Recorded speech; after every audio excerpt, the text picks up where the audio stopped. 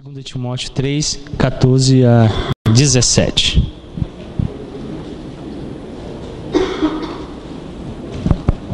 Diz assim: Tu, porém, permanece naquilo que aprendeste, e de que foste inteirado, sabendo de quem o aprendeste, e de que desde a infância sabes as sagradas letras, que podem tornar-te sábio para a salvação pela fé em Cristo Jesus.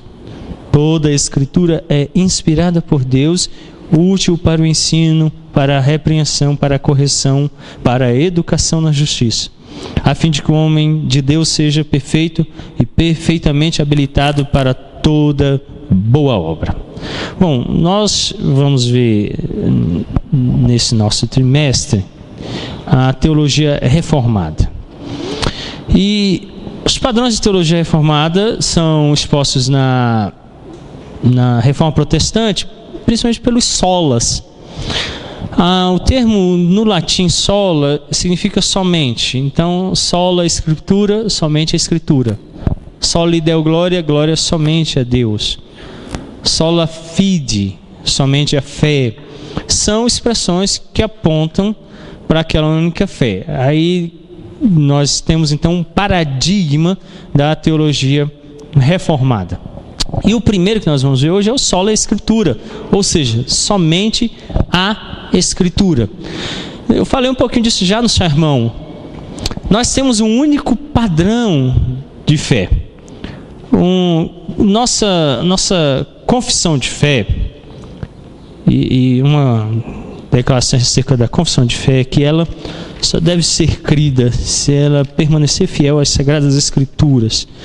A confissão de fé, bem como os catecismos, são uma espécie de um resumo das verdades bíblicas em anúncios feitos por pressupostos. Ela começa assim, no capítulo 1. Ainda que a luz da natureza e as obras da criação e da providência manifestam de tal modo a bondade, a sabedoria e o poder de Deus, que os homens ficam inexcusáveis, contudo não são suficientes para dar aquele conhecimento de Deus e da sua vontade, necessário à salvação. Por isso, foi o Senhor servido, em diversos tempos e de diferentes modos, revelar-se e declarar à sua igreja aquela sua vontade. Depois, para melhor preservação e propagação da verdade, para o mais seguro estabelecimento e conforto da igreja contra a corrupção da carne e malícia de Satanás e do mundo, foi igualmente servido fazê-la escrever toda. Isso torna indispensável a Escritura Sagrada, tendo cessado qualquer antigo modo de revelar Deus a sua vontade ao seu povo. Isso está assim, bem resumido lá em Hebreus, o capítulo 1. Abra a Bíblia de vocês lá, para nós lermos. Hebreus, capítulo 1, vamos ler lá o verso 1 e o verso 2. Hebreus, capítulo 1, verso 1 e verso 2. Diz assim, havendo Deus outrora falado, muitas vezes, de muitas maneiras, aos pais, pelos profetas, nesses últimos dias nos falou pelo Filho, a quem constituiu herdeiro de todas as coisas, pela qual também fez o universo. Há algumas verdades e considerações aqui nesse texto. Inicialmente, os tempos verbais. Como é que os tempos verbais aparecem aí no verso 1? Que tempo verbal está sendo usado aí? Passado. Havendo, passado. Outrora se refere a quando? Passado. Falado, passado. Muitas vezes, então, muitas maneiras, de muitas vezes. A quem? Aos pais. Então, geração passada. Os pais aqui, nós temos lembrado dos patriarcas, dos pais de Israel. Aquele pessoal lá do Antigo Testamento. Aí ele diz assim, verso 2 agora, nesses últimos dias. Então, no tempo presente, quando a epístola aos Hebreus estava sendo escrita, o que ele diz aí? Nos falou pelo Filho, a quem constituiu herdeiro de todas as coisas, pelo qual também fez o universo. Então ele diz assim, outrora Deus falou como? Na sarça, está incluso aqui? Sim. Na nuvem que desceu no arraial? Sim. Pela boca dos profetas? Também. Mas hoje, como é que ele fala? Pelo Filho. Romanos, o capítulo 10, verso 17. Romanos 10, 17. Quem encontrar pode ler.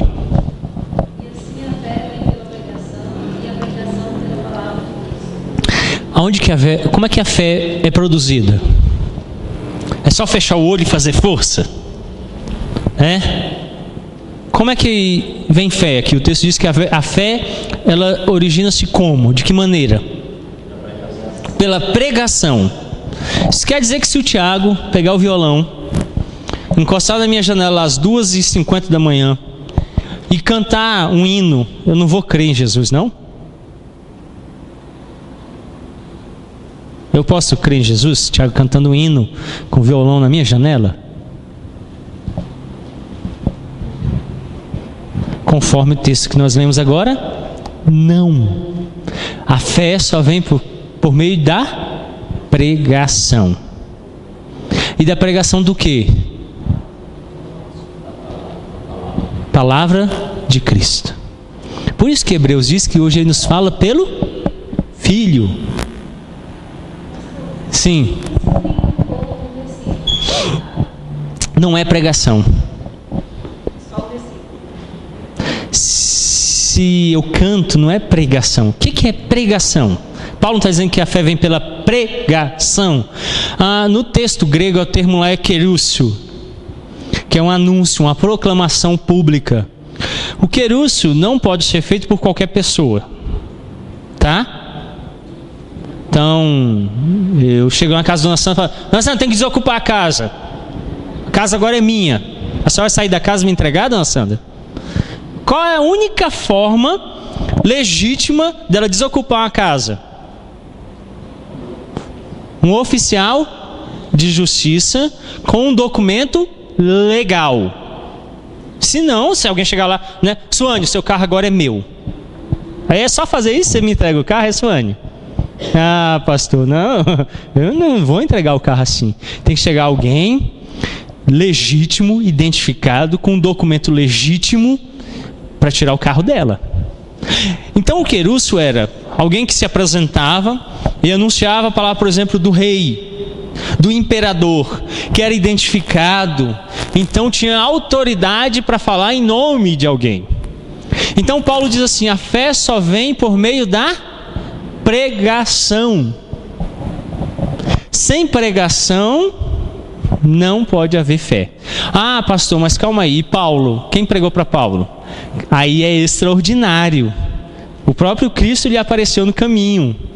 Deus pode, Ele é Deus. Mas para nós Ele estabeleceu uma ordem. Qual é a ordem? Nós devemos chegar à fé pela pregação da palavra. Pode acontecer de alguém crer sem ser pela pregação? Sim, mas aí é com Ele, é milagre, extraordinário, sobrenatural, é fora do comum. Deus realiza essas coisas, mas comumente deve ser pela pregação. Então eu não posso deixar de pregar. Domingo que vem, o pastor foi um casamento fantástico. Ele disse que Deus vai, já que Deus vai salvar mesmo, então Ele vai chamar, o cara se vira. Não, porque Ele ordenou que homens fossem separados e anunciassem a palavra, a fim de que, sendo anunciada, as pessoas viessem a crer. Agora, se tem alguém que vai crer e está lá distante, não tem nenhuma igreja, não tem ninguém que pregue para ele, e Deus quer salvá-lo, Deus pode fazê-lo. Deus é Deus. Mas o meio ordinário é esse. Tiago.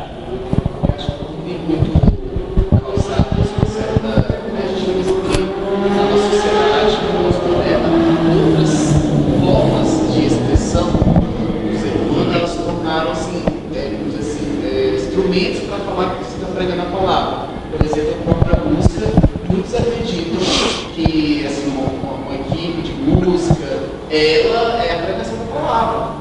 Ele ali está se pregando a palavra porque está cantando, né? Porque isso sim, não era a realidade nesse contexto. Entendeu? Ou seja, tenta pegar um contexto e ir jogando para diversas partes. Entende? O outro vai fazer uma outra coisa. Não, a minha vida é uma pregação da palavra. As pessoas falam assim, de certa forma. Estou evangelizando pela minha vida, pelo testemunho de vida, então eu estou pregando. As pessoas veem a minha vida. Não é muito bem assim. Você tem que separar partes por partes. Claro que tem que ser exemplo. Eu tenho que anunciar através dos cânticos aquilo que eu acredito, a minha fé, mas não necessariamente isso seja pregação da palavra, né? Então, assim, as pessoas vão tentando jogar e tirar um pouco do aspecto que é como se assim, fosse mais importante ou menos importante, entende, pastor? Aí acho que as pessoas querem valorizar o cada ao seu lado, e aí tem essas más interpretações. A tendência nossa é sempre desconstituir a ordem que Deus estabelece, porque nós fugimos dela. Por exemplo, eu já vi gente justificar que não ora, dizendo assim, Deus sabe tudo. Deus sabe tudo? Sim, mas isso não invalida o fato de que Ele me ordenou orar, porque oração não é para ter ação nele, oração é para ter ação em mim. Ele sabe tudo? Sabe. O que quando eu oro não é que eu mostre ou revele para ele alguma coisa. Eu é que conheço alguma coisa. Então quando eu oro, sou eu que tenho conhecimento de algo e não Deus. Então eu já vi gente chegar e falar assim, para que orar, né? Deus já sabe tudo. Não. Mesmo ele sabendo tudo, é por isso que ele ordenou, em sabendo tudo, que eu devo usar a oração como instrumento para a minha transformação. Então eu oro porque Deus ordenou. Então a tendência das pessoas é sempre modificar o que Deus ordenou para justificar a ausência de ação em direção àquilo que Ele deseja. Então Deus ordena que eu ouça o sermão, cresça com o sermão, tenha transformação em mim com o sermão. Aí é difícil, vocês concordam? Então, em vez de fazer isso, vamos fazer o seguinte: domingo que vem não tem sermão e a gente fica cantando música. Afinal de contas, cantar qualquer um canta, né? Agora, aplicar o sermão na vida, só um crente autêntico, com muito trabalho e ardor e oração, que ele consegue. Aí as pessoas então tiram aquilo que é difícil e colocam uma coisa fácil no lugar. Aí é por isso que você hoje vê muito sermão de autoajuda, né? Porque o sermão de autoajuda, você não precisa fazer nada senão sorrir. Vira aí para a dona Erundina e diz, eu te amo. Né? Fala aí, Mateus, pro lado aí, para a pessoa que está do seu lado, você é bonito. Aí a pessoa fica falando isso um para o outro. É fácil fazer isso, vocês concordam comigo? É fácil. Dá um abraço aí no seu irmão. O cara vem pro lado da mulher feia, ele não, vou abraçar do outro lado, né? Mas está lá, é fácil. Agora fala para ele assim, você tem que deixar os seus pecados. Eu sei que vai ser difícil hoje para muitos de vocês que vão chegar em casa e não vão conseguir orar. Apesar de no sermão o pastor ter instruído que depois do culto você deve orar. Eu sei que tem gente que vai assistir televisão, vai dormir, vai passear. Mas o crente autêntico, ele vai chegar em casa e vai lutar com ele mesmo para orar depois dos cultos, para orar antes de vir para o culto. Isso exige transformação. Ele vai ter que chatear muita gente. Ele vai ter que chatear ele mesmo. Ele vai ter que ter mudança de vida. Isso requer transformação. Para retirar esse aspecto difícil, as pessoas vão modificando o culto. Vão fazendo as coisas agradáveis ao homem. Aí o culto vai se tornando antropocêntrico, o homem no centro, em vez de ser teocêntrico, Deus no centro. Se Deus estiver no centro, a sua vida vai ser de muito ardor. Porque Deus vai exigir transformação na sua vida, para você se conformar a Ele. O que Jesus disse? Sede perfeitos, como perfeito é o vosso Pai. Você viu o padrão que Ele pediu para você alcançar? Dá conta? Não, é uma vida toda de luta para se conformar à imagem de Cristo Jesus, que é o padrão de Deus. Aí eu tenho que ter muita luta. Para retirar isso, a igreja então facilitou, tornando o homem o centro. Aí qualquer padrão serve. Vocês vão observar qualquer coisa, o pessoal hoje está colocando lá, olha, fulano deu dízimo, que maravilha. Fez nada além do que devia ter feito. Servo inútil. Aí então é duro esse evangelho, essa vida em que você precisa de transformação constante. Bom, sim, Jesus.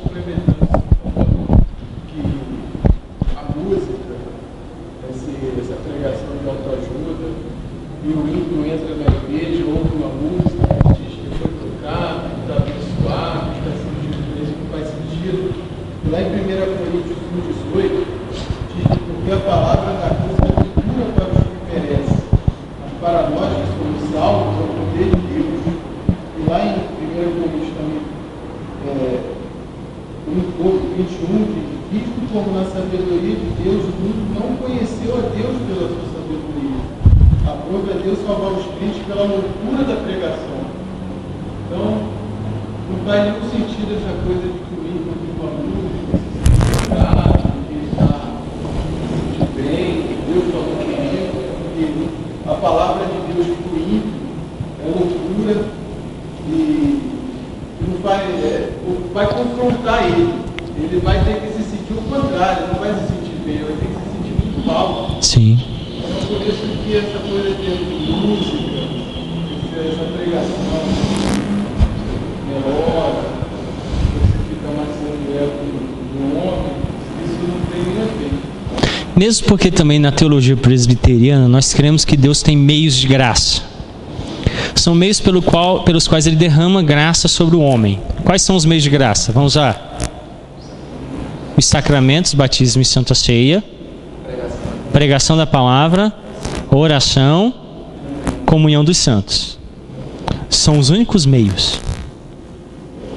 Então eu não nego, por exemplo, que talvez o exemplo de vida do Tiago na faculdade possa trazer alguém à igreja. Pode. Uma música que a gente canta? Pode. Mas a pregação é o único meio pelo qual a fé pode ser suscitada. Ele precisa da pregação, da oração, dos sacramentos, da comunhão dos santos. Só por esses meios é que Deus diz na palavra dele que ele abençoa. Nenhum outro meio pode derramar bênção sobre a vida daquela pessoa. Então, quando a pregação acontece, a fé é suscitada no coração.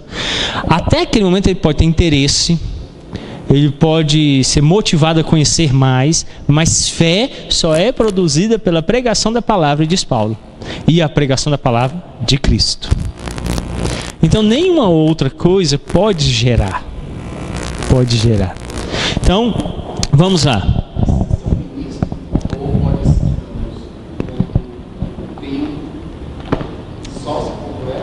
Muito bem, vamos responder com a pergunta 158 do Catecismo Maior de Westminster. Quem tem permissão para pregar a palavra de Deus? Resposta: a palavra de Deus deve ser pregada somente por aqueles que têm dons suficientes e são devidamente aprovados e chamados para o ministério. Quem então pode pregar a palavra? Só os ministros. Agora, sobre a supervisão do ministro, pode ter.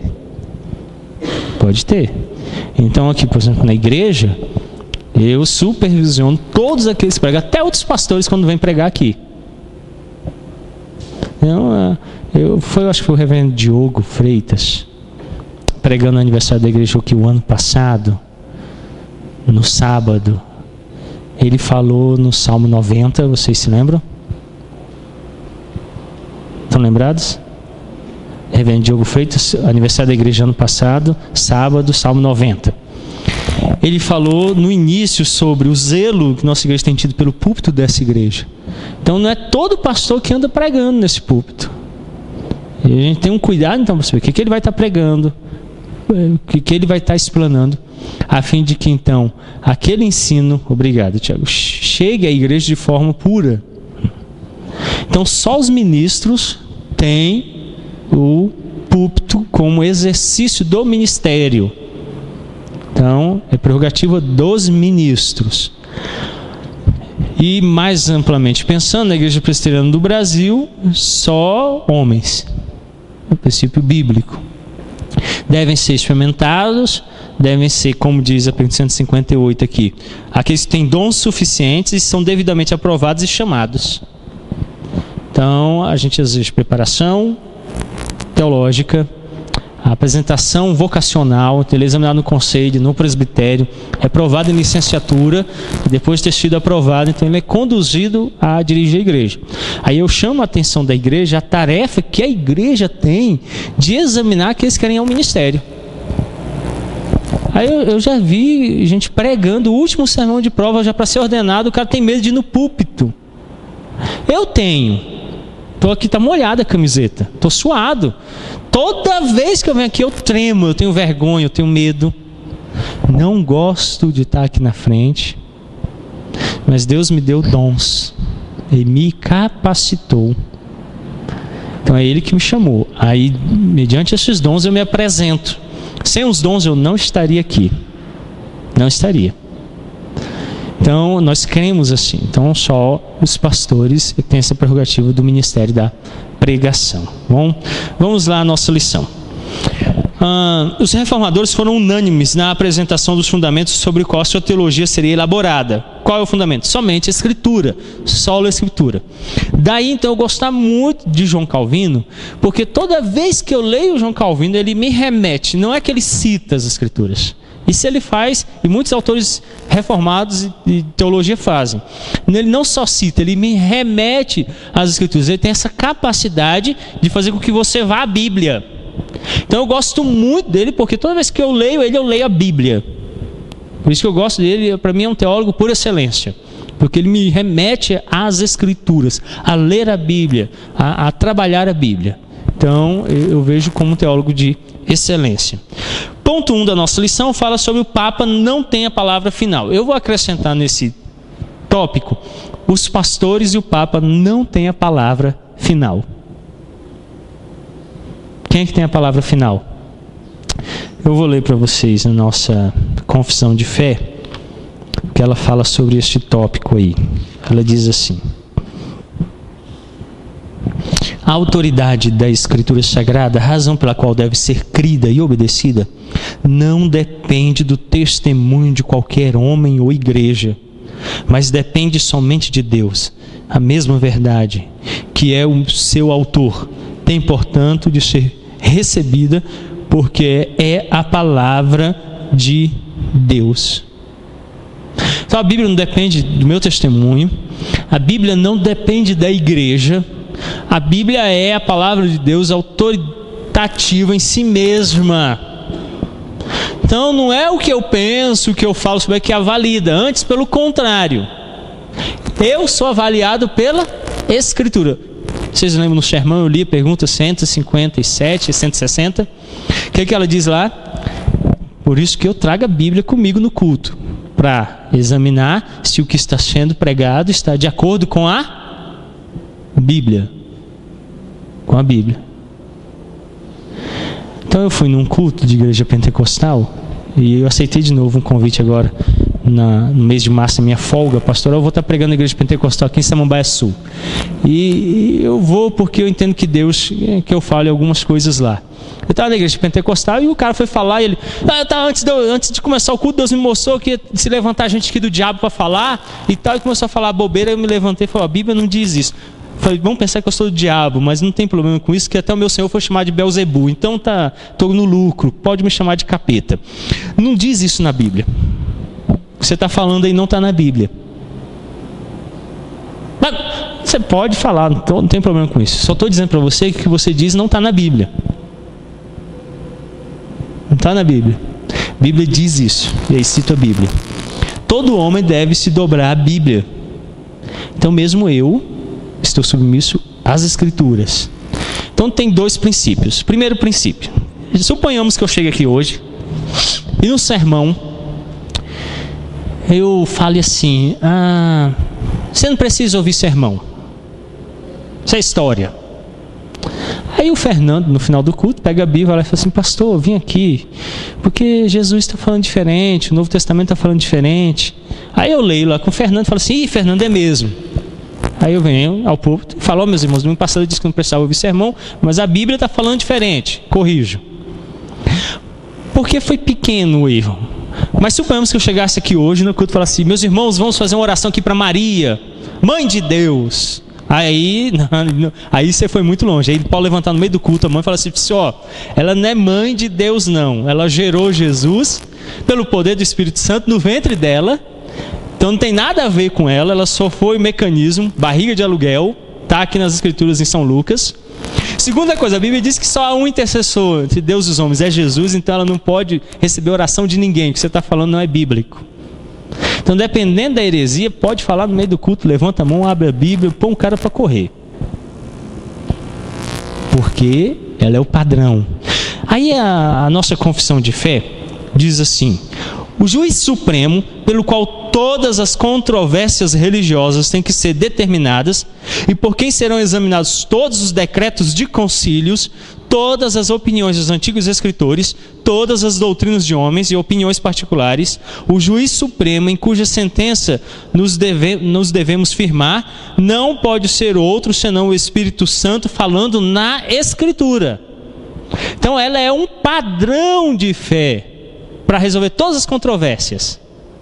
Fala, Fernando. Eu queria voltar à questão anterior, porque quando, em relação à pregação, quando o senhor fala que quem pode pregar são os oficiais que estão na função, eu queria saber se isso é no sentido estrito mesmo do público das atividades eclesiais, ou um gênero mesmo, por exemplo, na família, dos filhos, essa questão. Na conferência Homens Fortes nós tivemos aqui, você entra depois no site da igreja lá, tem lá Preparando Sermões, o homem e o preparo de sermões. Nele eu falei sobre esse aspecto. Analisando o 5º mandamento, o Catecismo Maior de Westminster declara que o pai deve ler para a família. A pergunta 156 fala sobre isso. Deve a palavra de Deus ser lida por todos? Embora não seja permitido a todos lerem a palavra para a congregação publicamente, aqui é a pregação. Então, na congregação, no culto público, só o ministro. Os homens de todas as condições têm a obrigação de lê-la em particular para si mesmos e com as suas famílias. Então, no culto doméstico, o esposo se torna o ministro do lar. E lá ele prega para a família. No culto público, é o pastor ordenado. Vamos tomar isso, por exemplo, nos ofícios. A Bíblia diz que o magistrado traz consigo a espada para a punição do ímpio. No cumprimento do dever dele, no ofício que lhe foi atribuído, ele pode tirar uma vida para defender o bem. No ofício de pai, eu tenho esse direito quando a minha família é colocada em risco. Então alguém entra, quer matar a minha família, eu falo para a esposa, pega as crianças e corre que eu vou resolver. E caio para cima do cara. Se morrer ou matar, é o meu dever, pelo ofício que me é dado. Então eu assumo o ofício do magistrado, quando eu estou cumprindo o ofício de guardar minha família. Eu assumo o ofício do ministro quando eu estou ensinando a minha família, porque eu sou sacerdote da casa. Mas no culto público é o pastor. Então essas distinções. Quando nós falamos de culto, aí é o pastor que realiza. Quando nós falamos do culto doméstico, é o pai. Quando eu estou lendo para mim, aí eu sou o pregador para mim mesmo. Então, quando você vai ler a Bíblia, aí o meu princípio de leitura pessoal. O que Deus quer dizer aqui? O que eu preciso mudar com esse texto? Que aspectos da minha vida eu tenho que mudar? Eu estou pregando para mim. Então, é a leitura particular. Então, na pergunta 156, ele define da leitura da palavra. Então, embora ela só possa ser lida publicamente na congregação pelo ministro, para forma particular e familiar, o pai pode fazê-lo. Tá? Então, aí ele assume essa prerrogativa.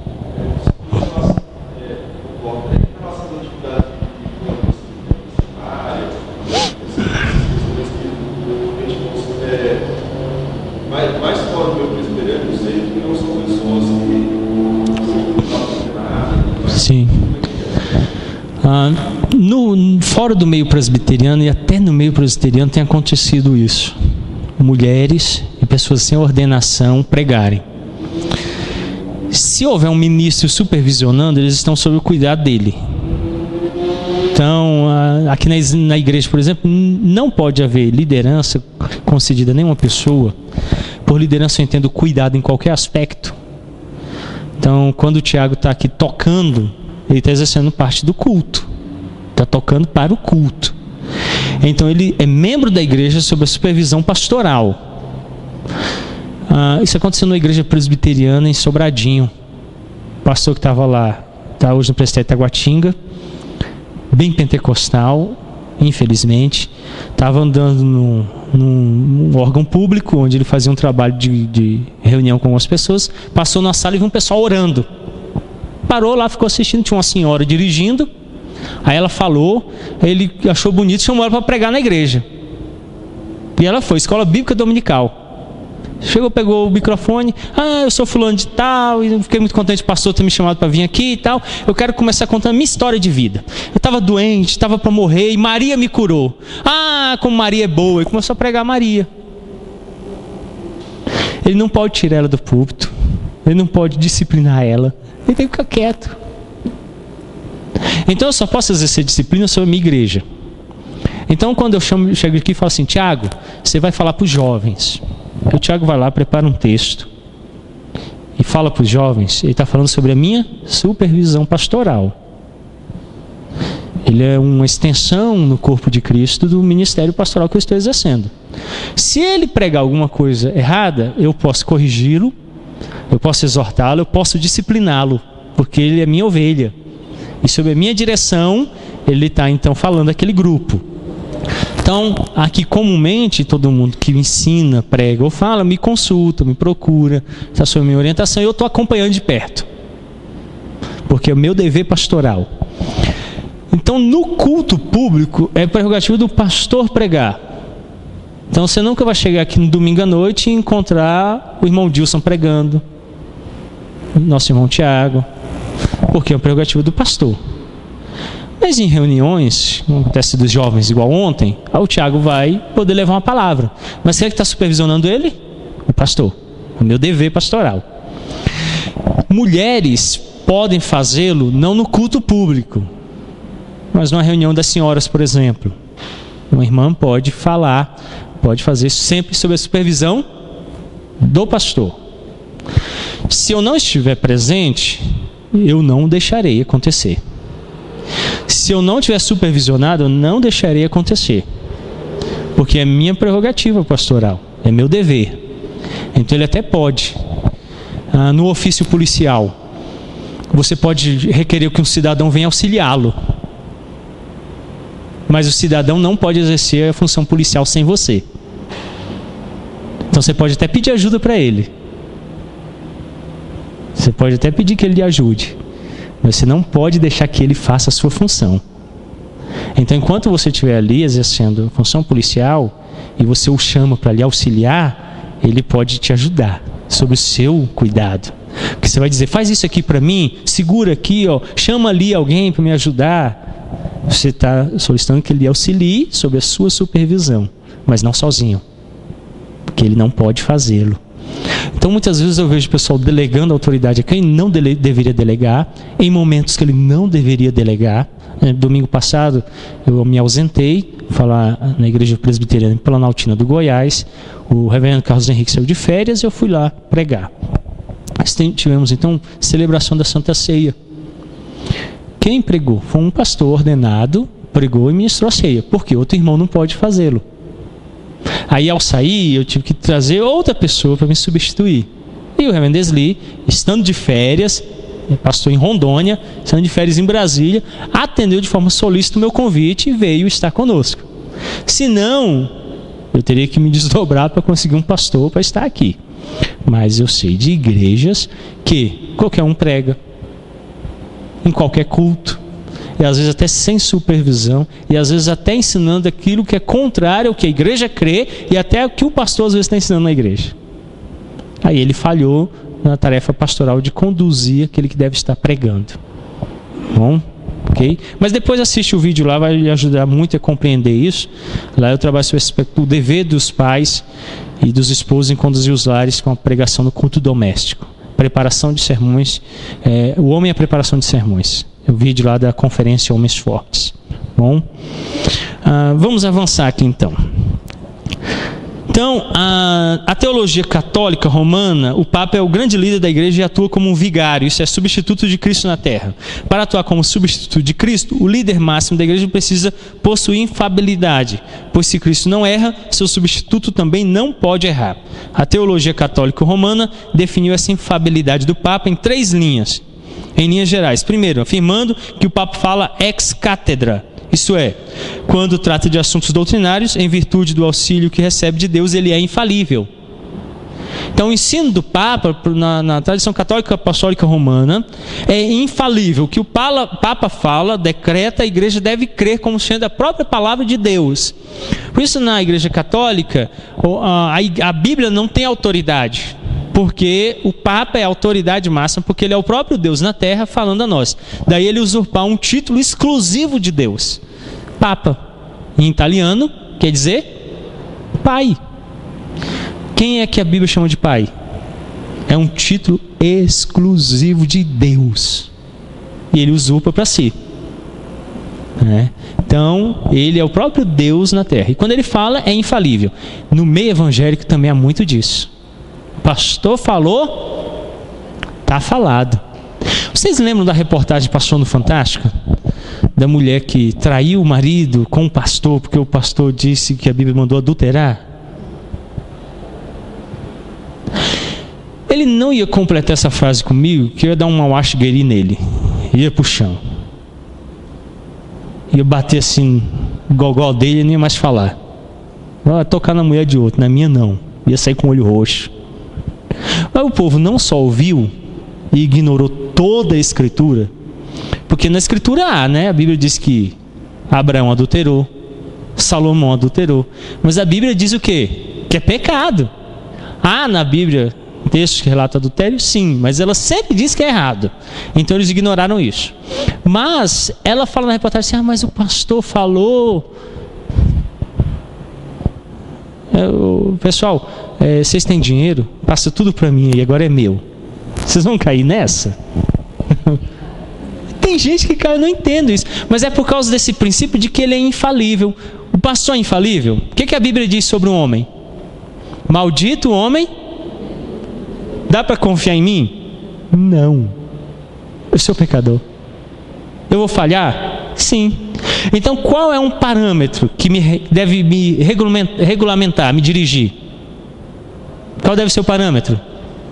A Bíblia. Então no dia que eu subir no púlpito assim, chega aqui, vamos lá, o nosso sermão de hoje. Eu acho o seguinte, que todo mundo aqui tem que ser flamenguista. Dá para ser assim? Por que não? É o seu gosto pessoal, cara. O problema é seu. O que eu tenho que fazer quando eu subo no púlpito? Assim diz a palavra do Senhor. Então a Bíblia deve ser o parâmetro.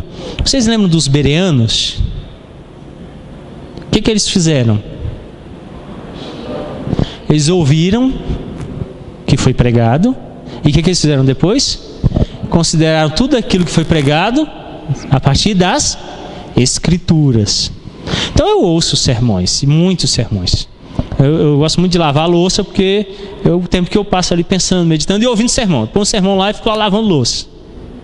A Elane disse que eu lavo o mesmo prato 10 vezes, mas é porque o cara demorando o primeiro ponto, eu fico ali até terminar, porque se eu termino a louça, acaba o sermão. Aí eu estou lá ouvindo e lavando louça. Aí às vezes ele fala uma coisa, peraí rapaz, consultar a Bíblia para ver. A Bíblia diz isso mesmo, eu não tinha atentado para isso, mas está aqui na Bíblia. Então a Bíblia serve para ser esse padrão. Como o Papa e muitos pastores se tornaram infalíveis, as pessoas dizem, não, ele não erra, o que ele falou é isso mesmo. E às vezes até estando contrário. Aí você fala assim, mas fulano, você não viu na Bíblia lá? Ele, não, mas foi o pastor que disse. Não, meu querido, mesmo sendo pastor, sendo papa, ou qualquer pessoa, o princípio protestante é aferir o que foi dito a partir das Escrituras. Então eu preciso tê-la à mão para manuseá-la e comparar se aquilo que foi dito está de acordo com ela. Bom, os escritores bíblicos foram preservados do erro na composição dos seus escritos, porque foram inspirados pelo Espírito Santo. A infalibilidade papal não é assim. De acordo com a teologia católica romana, o Papa é infalível não por inspiração, isso é, não pela mesma obra do Espírito, por meio da qual os escritores bíblicos foram preservados do erro. Sua infalibilidade não consiste no recebimento de novas revelações da parte de Deus e na elaboração do ensino divino. mas apenas no fato de que ele pode explicar fielmente a tradição da igreja e a doutrina dos apóstolos. De acordo com a teologia católica ortodoxa, a infalibilidade do Papa também não significa que as palavras ditas pelo Papa em assuntos religiosos sejam a palavra de Deus. Significa apenas que elas são infalíveis, isso é, isentas de erro. O Concílio Vaticano I diz que o Papa é infalível quando fala ex cátedra. Isso, na prática, é inútil como padrão, pois pela própria natureza da questão, só quem pode dizer se o Papa falou ex cátedra é o próprio Papa. Assim, um Papa é sempre livre para rejeitar seus próprios pronunciamentos ou os pronunciamentos de outros papas, dizendo que não foram feitos ex cátedra, ou declará-los válidos, dizendo que foram. Então, o padrão estabelecido é o próprio homem. Como é o padrão aí fora? É o próprio homem. É o próprio homem. Qual é o nosso padrão de julgamento? É a Escritura. Então, às vezes acontece assim, mas o pastor fulano falou, o pastor ciclano pensa assim, mas o que a Bíblia está dizendo? O que a Bíblia está dizendo? Eu preciso entender o que ela diz. Não o que nós entendemos, não o que eu acho, não o que o outro pensa. Então é muito comum nós irmos mudando de posição com o passar do tempo. Vocês se lembram quando entrou piano na igreja? Foi um escândalo. Piano na igreja? Não, então, piano é coisa de capeta, né? Órgão é que é o instrumento do céu. Aí depois entrou o violão, aí pronto. A pessoa encontrava jovem tocando violão meio fio, era disciplinado na hora. Aí depois entrou a bateria, né? Aí sempre tem um instrumento que aí a gente vai aceitando, vai mudando. Mas o que é padrão bíblico sobre isso? O que a Bíblia diz sobre isso? Tem um instrumento certo? Tem um instrumento bíblico? Tem? Não, a Bíblia diz que deve louvar com tudo. Então no próximo domingo o Tiago vai tocar um berimbau. Você vai tocar um atabaque. O Bento vai ficar gingando ali no meio do púlpito. Aí vão cantar Paranauê, Paraná. Pode? Não, porque aí você pegou o que culturalmente é aceito e traz para dentro da igreja. Aí vai escandalizar o mais fraco. Talvez não seja apropriado. A gente pode fazer uma música em estilo de samba? Pode. O grande problema é que o samba está ligado a quê? A prostituição, lascívia, né? Então, para não associar, eu evito. Tem um ritmo certo? Não tem, né? Eu conheci um africano, ele veio fazer o mestrado lá no Mackenzie, em São Paulo. Ele morava lá com a gente. Aí um dia, o professor, vamos cantar o hino e tal. Ele começou a cantar e tal, e ele estava do meu lado, aí ele virou para mim e falou, please. Aí eu, sim. Aí ele, por que está tão triste? Aí eu falei assim, não sei, triste como? Ele não falava português, né? Aí ele, tá triste, hoje morreu alguém? Aí eu falei, por que morreu? Aí ele, a música de enterro. Aí eu falei assim, não é hino. Aí ele, de enterro? Aí eu falei, não, hino, cantar na igreja. Aí ele, morreu quem? Eu falei, não morreu. Aí depois sentado no refeitório, eu fui entender, porque na cultura africana, não tem música lenta, é quando morre. Só quando morre. E aí aquela música, não, Deus de Abraão. Aí ele, o professor morreu, já estava chorando pelo professor. Eu, cara, não, calma, não é assim. Porque para ele se cantar música lenta, morreu alguém. É a cultura dele. Agora se a gente chegar aqui no culto, né, e já imaginou, todo mundo dançando e tal, batendo tamborzinho, aí o pessoal, opa, que é isso? Lá para eles é comum. Então na cultura brasileira, o que se entende sobre o tipo de música cantada na igreja? Se é um hino, né, se é música religiosa. Se você tocar outra música, ela fala, não é a igreja. É o contexto no qual nós estamos inseridos. Porque a Bíblia não diz qual é o ritmo. Ela não tem isso. Ela só diz que tem que cantar. Então a gente canta. Agora eu entendo que culturalmente vai ter várias adaptações. E aí eu vou me adaptar a cada cultura. Então eu pego um princípio bíblico para reger a vida da igreja. O que a Bíblia está dizendo? Canta. Com o quê? Todos os instrumentos. Qual o ritmo? Ela não diz, aí eu estou livre. Agora, ela diz que para não escandalizar o de fora, eu tenho que ter cuidado. Aí eu tenho que cuidado com o tipo de ritmo, como é que eu vou estar cantando, né? Aí não dá. Aí eu preciso, então, entender qual aspecto cultural eu devo me acomodar e qual eu devo rejeitar. Aí é uma questão da própria igreja. Então o princípio bíblico vai nos dirigir. Na igreja católica, na igreja evangélica, tem acontecido diferente. O homem se tornou o padrão, como o Papa é o padrão, e aí ele diz, aí um Papa assume, desfaz o que o outro Papa fez. Aí ele diz, não, é porque ele não falou ex-cátedra, eu estou falando. Aí cada um vai se tornando um padrão diferente conforme a vida da igreja vai acontecendo. Aí você encontra, por exemplo, na igreja, o pessoal fala assim, não, na época de Paulo era proibido mulher pregar, hoje não é. Mas a gente não está falando de mudança cultural na Bíblia. A Bíblia não muda culturalmente. A verdade bíblica é sempre a mesma verdade. Sempre a mesma verdade. Então eu preciso entender o que ela está falando naquela verdade e vivê-la hoje. Ela pode até falar dentro daquela cultura, com os sinais daquela cultura. Mas na minha cultura ela tem a mesma verdade. Por exemplo, quando a Bíblia vai lá e fala sobre determinada ação que ela usa as imagens daquele tempo, eu preciso entender quais seriam as imagens hoje. Quais seriam as imagens hoje? Então, como a gente tem uma capacidade cultural mais ampla, quando a Bíblia fala assim, Jesus é o pão da vida, eu não imagino ele um pão de forma grandão, né? Com braço, né? Ele andando atrás de Pedro. Pedro diz, sai seu pão! Ah. Não, eu entendo que ali está usando uma imagem que representa o alimento primordial. Hoje nós falamos, Jesus é um McDonald's, Big Mac da vida, né? Todo mundo sabe o que é. Quando está com fome é só comer que mata a fome, né? Jesus é uma picanha assada. E o cara, que gostoso, eu quero Jesus. Na realidade eles eram o pão.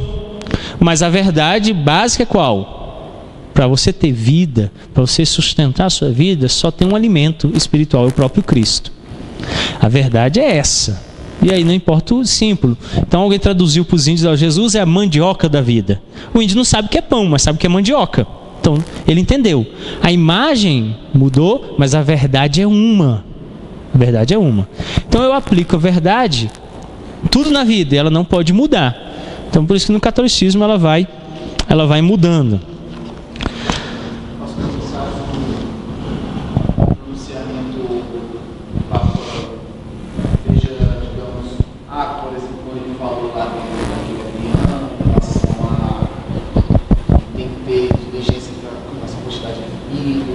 Ali eles podem se considerar um pronunciamento, ou tem que ser ali naquela janelinha lá, não sei se quer, ou então onde se reúne no concílio. Não, lá foi a opinião pessoal dele. Claro que a opinião pessoal dele vai influenciar nas decisões, mas ela precisa ser feita em forma de documento, junto com os bispos, arcebispos. Ele faz um documento e esse documento então é lançado por esse colégio apostólico lá dos bispos e arcebispos, e então a igreja o recebe como um documento. Por exemplo, tem um documento do Ratzinger, eu acho que ele é de 2008, no qual ele foi lançado para a igreja. Nem os católicos conhecem ele, no qual esse documento ele convoca os padres a voltarem a fazer a missa em latim e a usarem a batina, que a roupa de padre é batina. O colarinho clerical foi inventado pelos anglicanos, pelos protestantes, e não pelos católicos. E eles aderiram, e aí o pessoal, é roupa de padre? Não, colarinho clerical é roupa de pastor. E aí nesse documento ele fala assim, que os padres voltem a fazer missa em latim e usar batina, que a batina representa a castidade. Quantos católicos obedecem ou cumprem isso? Quase ninguém. Por causa dessa falta de valor que se dá ao que ele diz. Então, hoje ele não é bem visto em grande parte do grupo apostólico da Igreja Católica Romana. Os arcebispos e bispos não gostam muito dele, posição liberal dele. Mas ele é bem visto pelo povo. Então, você lança um documento, pega, o povo começa a fazer o que ele mandou. Mas o Ratzinger era muito bem visto pelos outros lá e não pelo povo. Então, quando ele lançava, ninguém queria cumprir.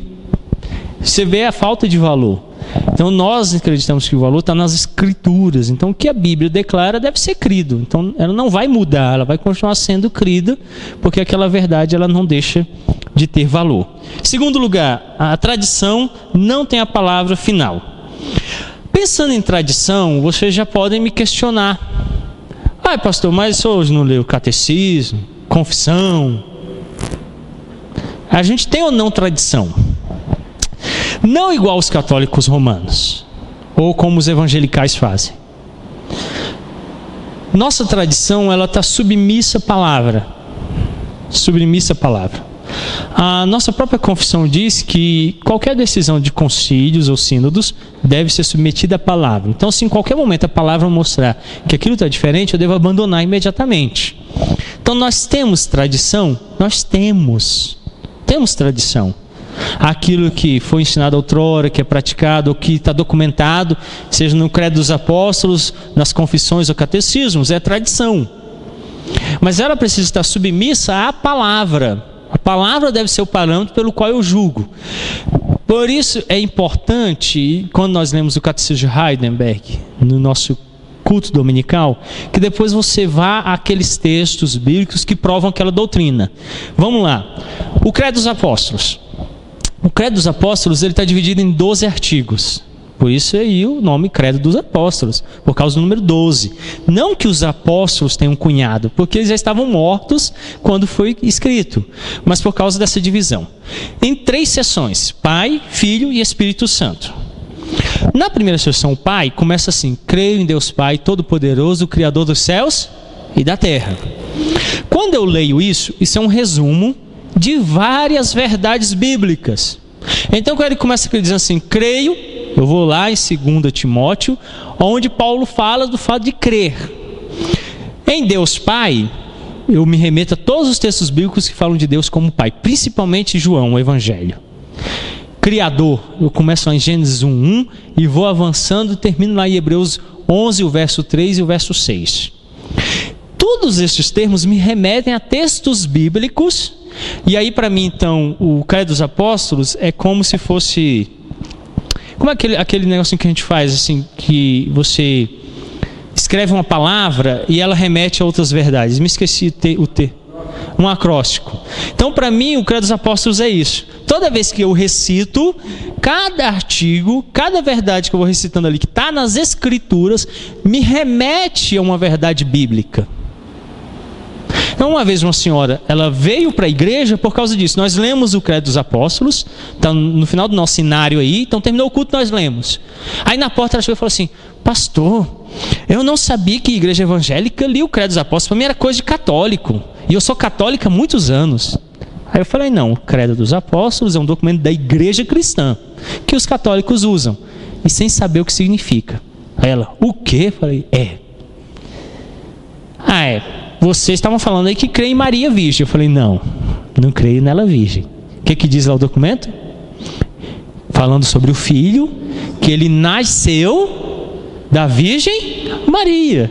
Não diz que ela não diz que ela continua sendo, mas diz que Jesus nasceu dela quando ela era virgem. A doutrina ali é que o nascimento dele é um milagre de Deus através do Espírito Santo no útero de Maria, gerando ele sem ligação com o homem, mas sendo homem. Por isso ele é santo, puro, sem pecado, porque ele não descende de Adão, ele é filho de Deus gerado no ventre de Maria para poder nascer homem como todos nós. É essa a doutrina. Aí eu fui para Lucas, mostrei lá no capítulo 1 a geração, o nascimento original dele. Essa é a importância dele ter nascido de Maria virgem. Mas depois que ele nasceu, ela já não é mais virgem, né? Acabou. Não tem nada disso no documento. Ela parou e falou assim, olha, né, eu sempre orava isso aí, rezava isso lá na igreja, mas eu nunca tinha visto isso. Eu falei, pois é, lá fala dele, não dela. Então, é um documento que me remete às Escrituras. Então, quando eu leio o catecismo, a confissão, os textos bíblicos, que são textos provas daquilo que está sendo ali resumido, devem ser lidos, decorados e cridos. Porque esse é o papel, me remeter às Escrituras. O crente que eu posso chamar de ingênuo é aquele que considera tudo sem verificar. Sem verificar. Então ele precisa fazer o quê? Pegar cada referência, lê-la, decorá-la e crer para que aquilo tenha eficácia. Então eu gosto de pensar nesses documentos de tradição como um prefácio às Escrituras. Vocês sabem o que é prefácio? Já leram um? O último que eu li agora essa semana, de um livro, o autor começa a prefácio dizendo assim: eu vou tratar sobre esse assunto por causa disso, o problema é esse e tal, meu desejo é chegar a esse ponto. Como é que eu vou chegar nesse ponto? Capítulo 1 eu vou tratar disso, capítulo 2 disso. E aí ele me antecipa aquelas verdades de forma resumida e me introduz no assunto. Quando eu vou para o Catecismo, Confissão e os Credos, ele me apresenta o resumo e me introduz ao assunto. Eu tenho que ir à Bíblia. Então ele não é o ponto final, ele é o ponto inicial.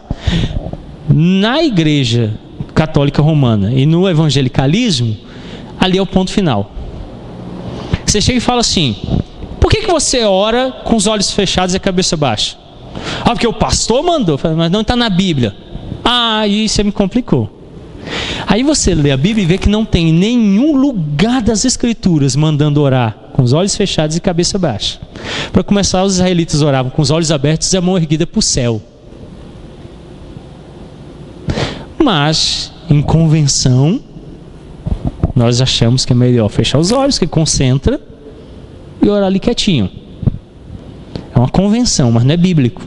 Então não tem ordem bíblica para isso. Então ele pode praticar?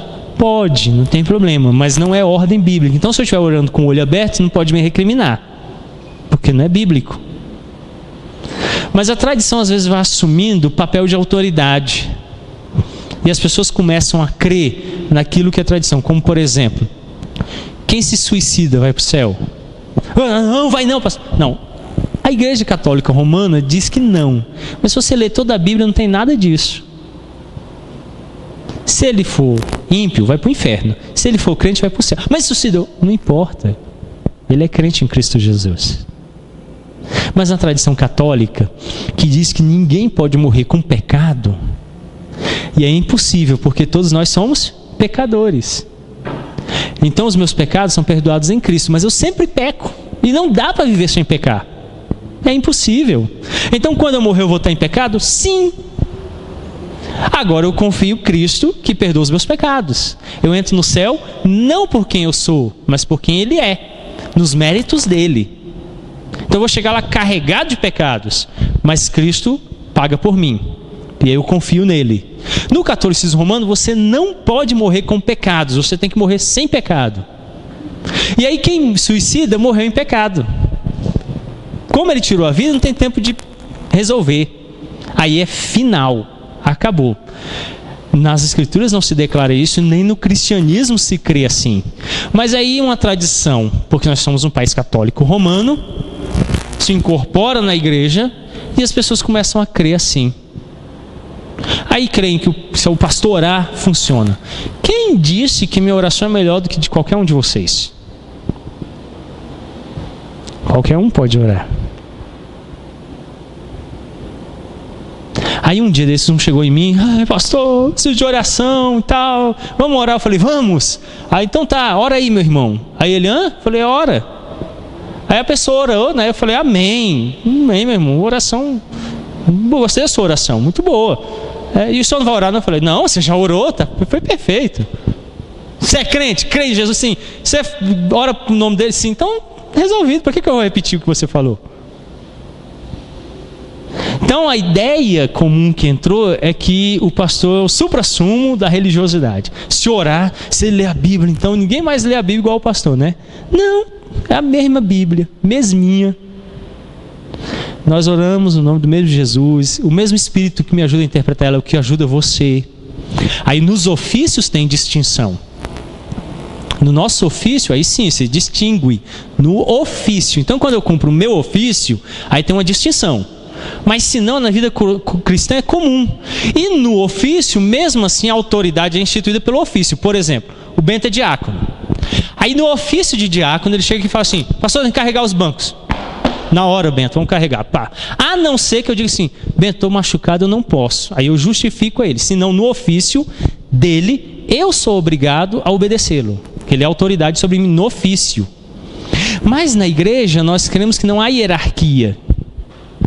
O único cabeça é Cristo e todo mundo está abaixo, todo mundo é igual.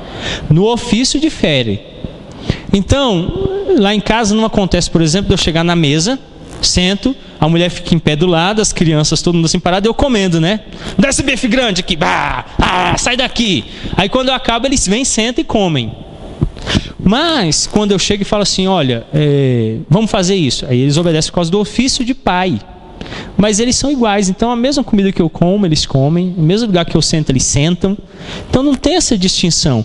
É por isso que eu não gosto daqueles tronos aqui, né? O pessoal põe trono aqui no púlpito, porque eu não sou bispo, não sou rei, nada disso. Senta lá, fica lá em cima, lá, né? Você está aqui com minha mulher, né?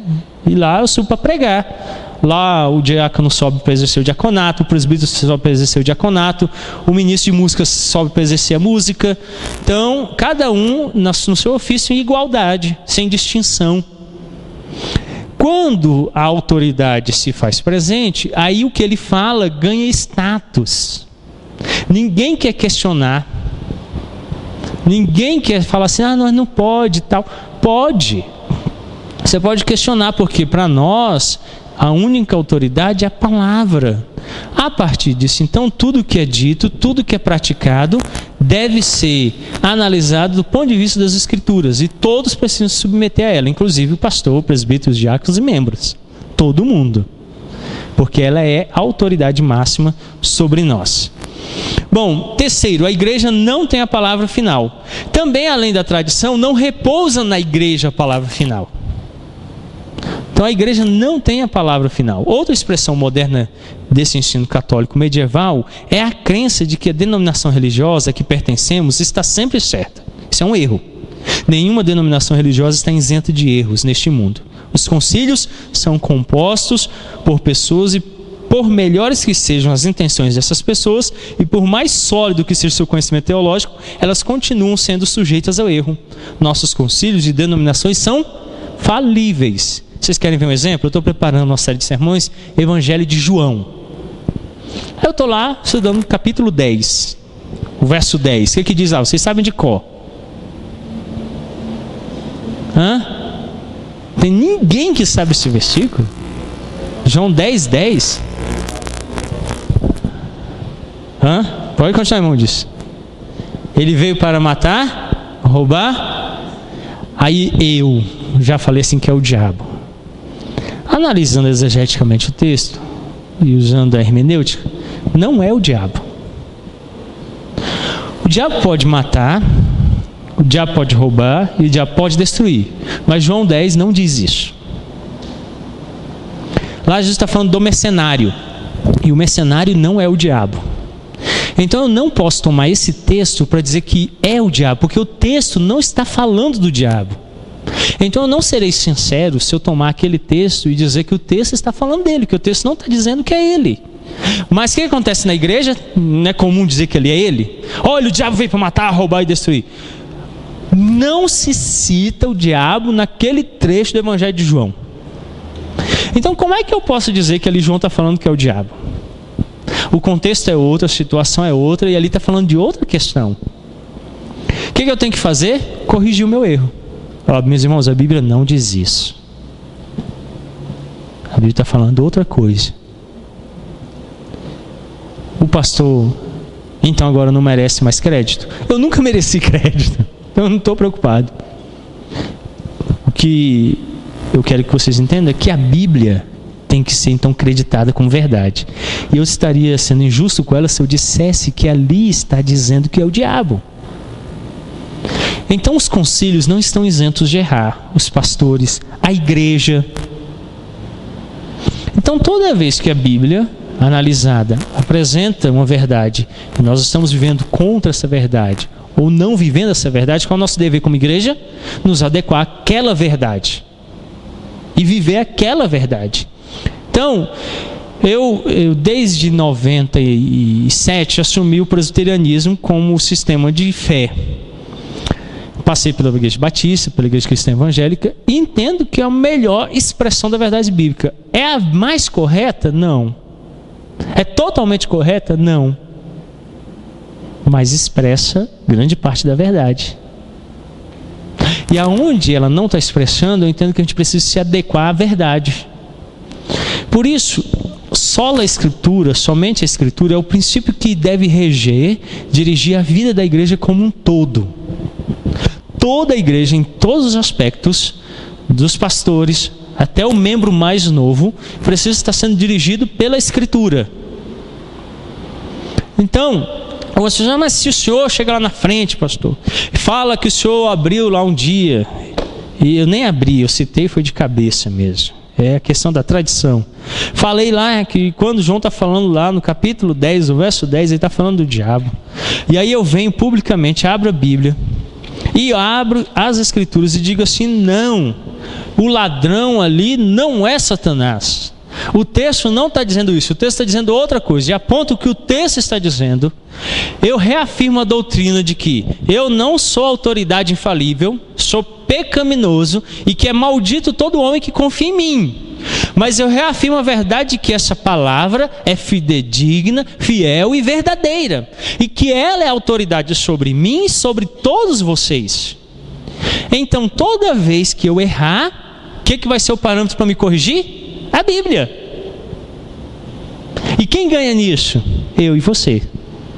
Agora, digamos que o pastor não pudesse errar. Aí eu, eita, olha, o texto não fala isso. Chama os presbíteros. Aí eles falam assim, pastor, não vamos falar isso para a igreja não. Ixi, o povo vai desacreditar na gente. E agora, vamos fazer o seguinte, pula esse texto. Aí lá vou eu, né, pregando. Então capítulo 9 aí e tal, verso 41, encerramos o capítulo 9 de João. Vamos capítulo 11. Aí termina o culto, o Ribamar chega lá na porta. Bom, pastor, bom dia. Pastor, por que o senhor não pregou no capítulo 10 de João? Aí eu, calma aí, Ribamar, vamos no banheiro.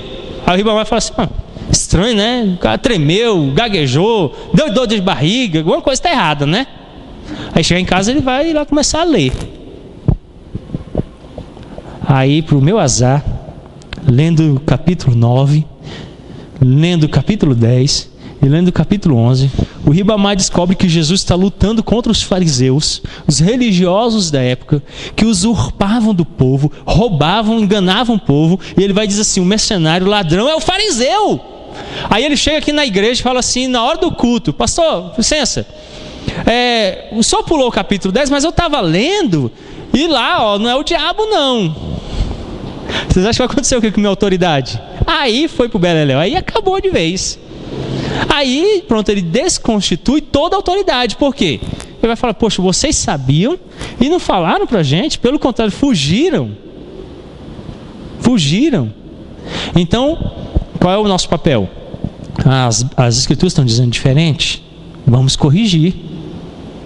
Vamos assumir ela como uma verdade autoritativa sobre todos nós. E vamos corrigir o nosso erro. Aí o que eu faço? Eu mudo a minha postura. E aí eu me adequo às Escrituras. Porque ela é o padrão de fé. Então a gente não tem que ter medo de reconhecer o erro e de assumir o que é certo.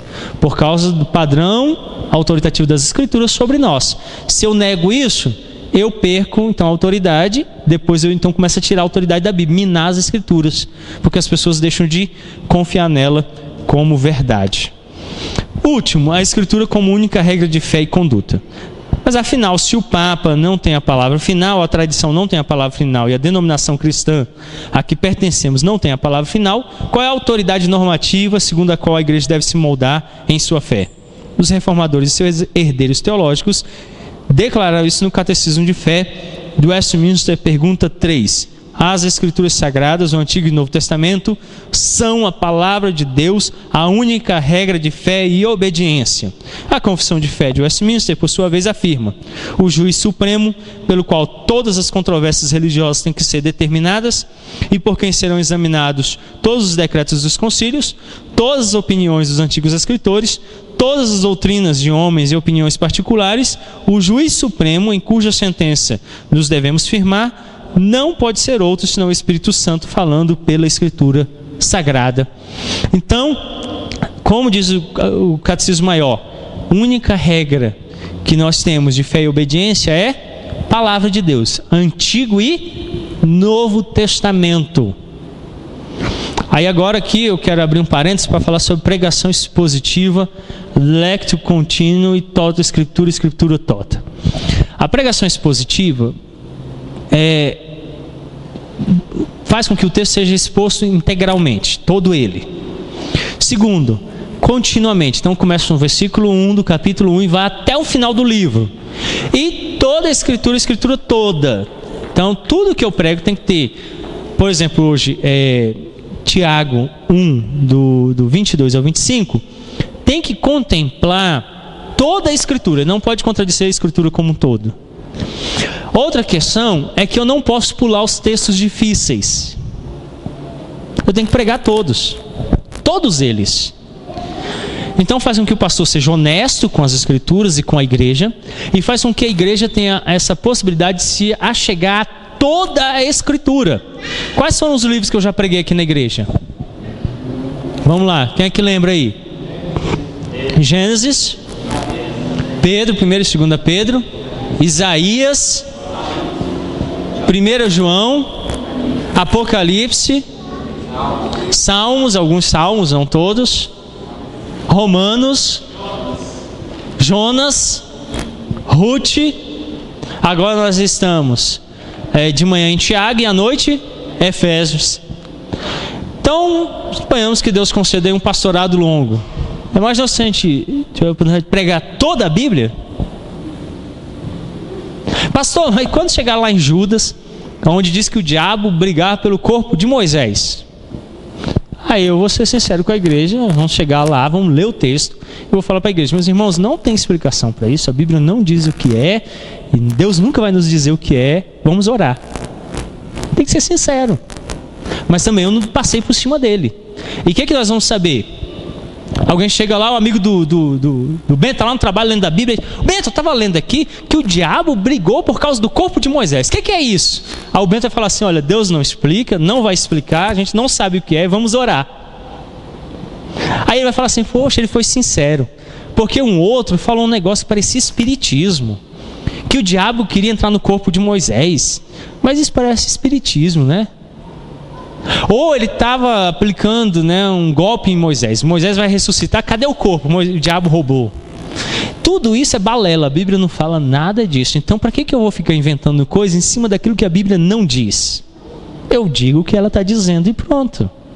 Outra coisa que às vezes as pessoas querem: chegar no céu, Deus vai contar tudo. Deus não vai contar. Aonde está escrito na Bíblia isso? Deus não tem que dar explicações para ninguém. Então ele não vai explicar nada. Vai ter sessão de perguntas e respostas lá, não. O que está revelado pertence a nós e os nossos filhos. E o que está encoberto pertence a Deus. Então, se pertence a Ele, por que você vai perguntar? Vocês sabem o que aconteceu com o Santo Agostinho? Respondeu para o Cabra. O Cabra começou a fazer umas perguntas para ele, né? O que Deus estava fazendo antes de criar o mundo? Aí Santo Agostinho respondeu: está criando um inferno para gente mexeriqueira igual você, né?